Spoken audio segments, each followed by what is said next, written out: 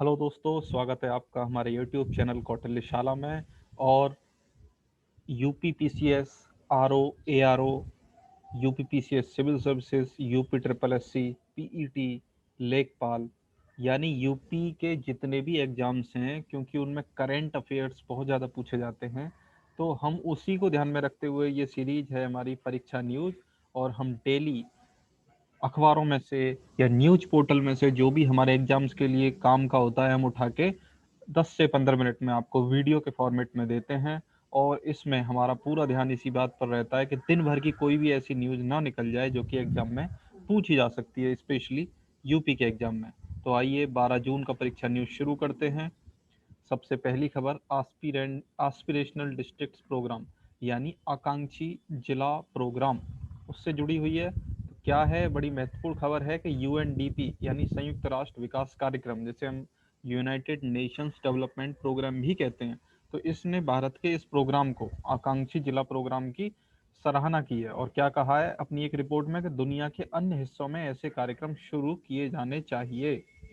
तो क्या है, श्री नरेंद्र मोदी जी, हमारे प्रधानमंत्री जी ने भी इस बात को लेकर ट्वीट किया है कि India's aspirational district programme aims to ensure inclusive and all round development in areas across our nation.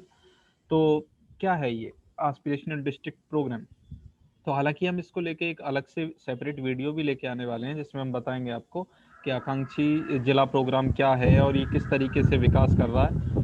तो इसमें बहुत साधारण सी बात यह है कि 2018 में इसको शुरू किया गया था और इसका उद्देश्य था कि देश के सामाजिक और आर्थिक रूप से पिछड़े हुए जिलों की पहचान करो और फिर उनके समग्र विकास की योजनाएं बनाओ, उन्हें लागू करो। तो इस योजना में 28 राज्यों से 115 जिलों की पहचान की गई है और इस तरीके से ये उन जिलों में काम कर रहा है जो कि बहुत पिछड़े जिले हैं। अगली खबर है बीआरओ से जुड़ी हुई। बीआरओ यानी सीमा सड़क संगठन, जिसे हम बॉर्डर रोड ऑर्गेनाइजेशन भी कहते हैं। तो रक्षा मंत्री श्री राजनाथ सिंह ने नई दिल्ली में बीआरओ के उत्कृष्टता के 2 केंद्रों का उद्घाटन किया है। तो क्या क्या नाम है उनके? COERSA यानी centre of excellence for road safety and awareness, और दूसरा है centre of excellence for roads, bridges, airfields and tunnel. तो क्या है, बीआरओ की जो स्थापना है वो 7 मई 1960 को हुई थी और ये रक्षा मंत्रालय के अंतर्गत आता है। हमें ये ध्यान रखना है कि ये रक्षा मंत्रालय के अंतर्गत एक प्रमुख सड़क निर्माण एजेंसी है और सीमा क्षेत्रों में सड़क कनेक्टिविटी प्रदान करने में अहम भूमिका निभाती है। पूर्वी और पश्चिमी सीमा क्षेत्रों में सड़क निर्माण और इसके रखरखाव का कार्य करती है ताकि सेना की रणनीतिक जरूरतें पूरी हो सकें। और अब तक 53,000 किलोमीटर की सड़क ये बना चुकी है और उनकी देखभाल की भी जिम्मेदारी इसी की है। बाकी विदेशों में भी ये बनाती है, जैसे भूटान, म्यांमार, अफगानिस्तान, जो हमारे मित्र देश हैं, वहाँ पर भी सड़कों का निर्माण करती है, केवल भारत में ही नहीं। एक और बड़ी खबर कि जो एनवायरमेंटलिस्ट हैं, एक बहुत बड़ी सुनीता नारायण, इनको स्वीडिश अंतर्राष्ट्रीय विकास सहयोग मंत्री के द्वारा जलवायु कार्रवाई के लिए एक अंतर्राष्ट्रीय सलाहकार समूह में नियुक्त किया गया है। तो हमें ये पता होना चाहिए। इसके अलावा एक निधन की खबर है। न्यूरोलॉजिस्ट और पद्म श्री से सम्मानित डॉक्टर अशोक पनगड़िया का 71 साल की उम्र में निधन हो गया। ये महत्वपूर्ण इसलिए है क्योंकि पद्म श्री से सम्मानित किया गया था इनको। तो इस तरीके के प्रश्न पूछे जाते हैं। दूसरा, अ, हमारे प्रधानमंत्री जी ने भी इनके निधन को लेकर शोक व्यक्त किया। तो इस तरह की खबरें जो भी होती हैं वो न्यूज में वो पेपर में पूछी जाती हैं। इसके अलावा पद्मश्री के से ही सम्मानित एक और पर्यावरणविद हैं, प्रोफेसर राधा मोहन। उनका भी निधन हुआ, तो ये भी हमें पता होना चाहिए। अशोक पनगड़िया और प्रोफेसर राधा मोहन। अगली खबर, आईसीएमआर। आईसीएमआर कोविड-19 प्रसार का आकलन करने के लिए राष्ट्रीय सीरो सर्वेक्षण शुरू करेगा, स्वास्थ्य मंत्रालय का ये कथन है। आईसीएमआर यानी Indian council of medical research. तो ये सीरो सर्वेक्षण करेगा। तो होता क्या है सीरो सर्वेक्षण? सीरोलॉजिकल सर्वेक्षण यह बताता है कि किसी भी क्षेत्र में कोरोना वायरस कितना फैला हुआ है और जनसंख्या में कितने लोग संक्रमण के संपर्क में आए हुए हैं। तो उनका ब्लड टेस्ट किया जाता है और रैपिड एंटीबॉडी टेस्ट किए जाते हैं। यही होता है राष्ट्रीय सीरो सर्वेक्षण। आर्थिक की बड़ी खबरों में सड़क परिवहन और राजमार्ग मंत्रालय ने मान्यता प्राप्त चालक प्रशिक्षण केंद्रों के लिए अनिवार्य नियमों को अधिसूचित किया है। सिमुलेटर और समर्पित ड्राइविंग टेस्ट ट्रैक होना चाहिए। तो कुछ नई गाइडलाइन दी गई हैं जिसमें जो चालकों के प्रशिक्षण को लेकर जो उस पुराना प्रशिक्षण कार्यक्रम है, प्रशिक्षण के जो सेटअप है उनको चेंज किया जाएगा। एक खबर है आर्थिकी की एसबीआई से रिलेटेड। तो एसबीआई ने कोविड तनावग्रस्त ग्राहकों के लिए कोलेटरल फ्री कवच व्यक्तिगत ऋण की पेशकश की है, यानी कि जिन भी घरों में कोई भी कोविड से संक्रमित है और उनको लोन चाहिए तो आपको कुछ भी गिरवी नहीं रखना है, कोलेटरल फ्री लोन दिया जाएगा 5 वर्ष की अवधि के लिए 8.5% प्रतिवर्ष की दर से अधिकतम 5 लाख रुपए दिए जाएंगे। तो कौन सा बैंक दे रहा है? एसबीआई। तो ये बड़ी खबर है, तो ये पूछा जा सकता है। इसके अलावा आपको पता है कि हमारे जो विदेश मंत्री हैं वो हाल ही में कुवैत के दौरे पर गए हुए हैं, मध्य एशिया के दौरे पर हैं, उसमें से कुवैत भी गए हैं वो। वहां पर उन्होंने एक समझौता ज्ञापन पर हस्ताक्षर किए हैं और ये किससे रिलेटेड है? घरेलू कामगार की भर्ती से रिलेटेड। आपको पता है कि भारत से बहुत लोग वहां पर हाउस वर्कर के तौर पे काम करते हैं, यानी मेड बहुत सारी भारत से वहां पे काम करती हैं, या फिर मजदूर भी काम करते हैं, तो उनसे रिलेटेड एक ये समझौता ज्ञापन पर हस्ताक्षर हुए हैं। एक और बड़ी खबर, आईआईपी यानी इंडेक्स ऑफ इंडस्ट्रियल प्रोडक्शन, तो ये लॉन्च हुआ है। तो इसको कौन करता है? सबसे पहली बात, इसको इस इंडेक्स को बनाता कौन है? तो इस इंडेक्स को बनाता है सेंट्रल स्टैटिस्टिक्स ऑफिस, सीएसओ, जो कि इसको बनाता है MoSPI, ministry of statistical programme implementation. तो क्या है ये?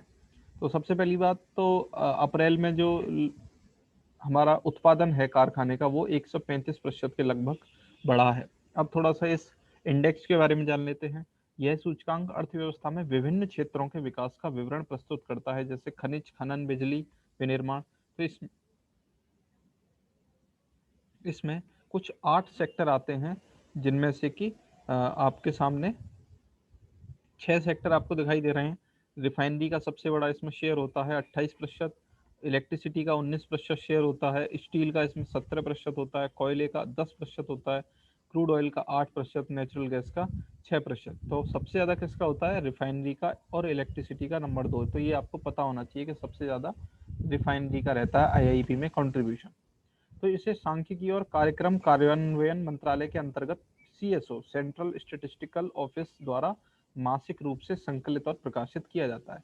तो मॉस्पी के अंडर में ही है सीएसओ, केंद्रीय सांख्यिकीय कार्यालय, सेंट्रल स्टैटिस्टिक्स ऑफिस। तो ये इसको बनाता है और हर महीने ये प्रकाशित किया जाता है। तो इसका मुख्य कार्य क्या है कि जो कोर सेक्टर हैं, हमारे 8 कोर सेक्टर है, हमको पता है हमारी इकोनॉमी के 8 कोर सेक्टर हैं, जिन्हें हम 8 पिलर भी कह सकते हैं, जिन पर हमारी पूरी अर्थव्यवस्था टिकी हुई है।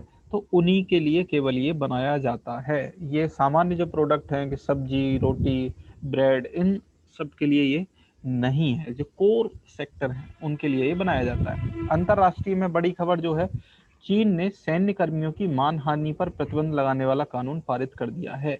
यानी कि आप अगर, जैसे हमारे यहाँ पर क्या है, हमारे यहाँ पे अदालत को लेके है, अदालत की मानहानि होगी तो आप पर केस चलेगा। इसी तरीके से ये अब चीन पे क्या होगा कि जो सैन्य कर्मी है, अगर उनकी मानहानि होगी देश में तो उस पर प्रतिबंध लगाया जाएगा। खेल से जुड़ी हुई 2 बड़ी खबर है आज के दिन में। तो सबसे पहली है, इथियोपिया की एक धावक हैं लेटेसेन बेटगिडी, ये नाम याद रहना चाहिए, लेटेसेन बेटगिडी। इन्होंने महिलाओं की 10,000 मीटर यानी 10 किलोमीटर की रेस में 29 मिनट 1.03 सेकंड में नया विश्व रिकॉर्ड बनाया है। कहाँ की हैं? इथियोपिया की। क्या नाम है? लेटेसेन बेटगिडी। वहीं भारत के लिए भी बड़ी खबर है, पुर्तगाल के लिस्बन में एथलेटिक्स मीट चल रही है। वहां पर भारत के नीरज चोपड़ा, जो कि एक जेवलिन थ्रोअर हैं, भाला फेंक के प्रतियोगी है, उन्होंने पुरुषों की भाला फेंक में 83.18 मीटर का भाला फेंक का स्वर्ण पदक जीता है। तो इसलिए ये हमारे लिए इम्पोर्टेंट हो जाता है कि हाल ही में गोल्ड जीता है जेवलिन थ्रो में पुर्तगाल के लिस्बन में। पुर्तगाल की कैपिटल है लिस्बन, वहां पे एथलेटिक्स मीट में तो वो हैं नीरज चोपड़ा। इसके अलावा दिवस की बात करें तो जो 12 जून का दिवस है वो बड़ा महत्वपूर्ण विश्व बाल श्रम निषेध दिवस के रूप में मनाया जाता है। और 2021 की जो थीम है वो है अभी कार्रवाई करें, बाल श्रम समाप्त करें। तो इसमें एक रिपोर्ट भी जारी हुई है जो ILO ने करी है, यानी इंटरनेशनल लेबर ऑर्गेनाइजेशन और यूनिसेफ, इन दोनों ने मिलकर एक रिपोर्ट जारी की है। और इस रिपोर्ट में कुछ महत्वपूर्ण खुलासे हुए हैं जिसका उपयोग हम मेंस की आंसर राइटिंग में कर सकते हैं। तो क्या है, सबसे बड़ी खबर है कि पिछले दिनों एक रिपोर्ट आई थी कि बाल मजदूरों की संख्या बढ़कर 16 करोड़ हो गई है। यह आंकड़ा 2 दशक में पहली बार बढ़ा है। 20 साल में पहली बार ऐसा हुआ है कि बाल मजदूरों की संख्या बढ़ी हो। ILO और यूनिसेफ की एक रिपोर्ट कहती है कि बाल मजदूरी को रोकने की दिशा में प्रगति 20 साल में पहली बार रुकी है। रिपोर्ट में कहा गया है कि कोरोना महामारी के चलते बाल श्रम बढ़ने का खतरा बढ़ गया है, क्योंकि अब जब नौकरियां नहीं हैं, कोई काम नहीं है, तो लोगों ने अपने बच्चों को भी छोटे मोटे काम पर लगा दिया है, बाल श्रम पर, जिससे कि परिवार का खर्चा चल सके। तो इसलिए कोरोना की वजह से ये देखने को मिला है। तो विश्व बाल श्रम निषेध दिवस की शुरुआत ILO ने 2002 में की थी। इस बार वीक ऑफ एक्शन मनाया जा रहा है जो कि 10 जून से शुरू हुआ है। रिपोर्ट में बाल मजदूरी में 5 से 11 साल उम्र के बच्चों की संख्या में बढ़ोतरी की ओर इशारा किया गया है, जो पूरी दुनिया में कुल बाल मजदूरों की संख्या की आधे से अधिक है। इसके अलावा एक अंतर्राष्ट्रीय से ही जुड़ी खबर है। के नागराज नायडू, ये भारतीय विदेश सेवा IFS अधिकारी हैं। इनको एक महत्वपूर्ण जिम्मेदारी दी गई है यूनाइटेड नेशंस में कि संयुक्त राष्ट्र की जो ब्यूरोक्रेसी है उसके चीफ होंगे। जैसे भारत में ब्यूरोक्रेसी के जो चीफ होते हैं वो चीफ सेक्रेटरी होते हैं, तो उसी तरीके से UN की ब्यूरोक्रेसी के चीफ होंगे श्री के नागराज नायडू। इनको बोला जाता है शेफ डू कैबिनेट। ये फ्रेंच का शब्द है। शेफ डू कैबिनेट एक फ्रेंच का शब्द है। इसका अर्थ होता है मुख्य सहायक या निजी सचिव। तो किसके निजी सचिव होंगे ये संयुक्त राष्ट्र की जो जनरल असेंबली है उसके अभी अभी प्रेसिडेंट चुने गए हैं, अब्दुल्ला शाहिद, जो कि मालदीव के विदेश मंत्री भी हैं।